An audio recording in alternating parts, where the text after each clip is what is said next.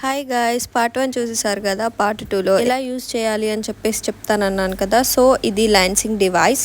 దీంట్లో ఇంజెక్షన్ ఇట్లా ఇన్సర్ట్ చేసి పైన క్యాప్ అది ఓపెన్ చేయాలి. ఓపెన్ చేసిన తర్వాత మనకి నీడిల్ కనిపిస్తుంది కదా. సో నీడిల్తో మనం వేల్ పైన గుచ్చితే మనకి బ్లడ్ వస్తుంది. సో ఫస్ట్ దీంట్లో ఇలా మనం అడ్జస్ట్ చేసుకోవాలి. మనం ఎంత లోపలికి నీడిల్ వెళ్ళాలనుకుంటున్నామో అట్లా అడ్జస్ట్ చేసుకోవాలి.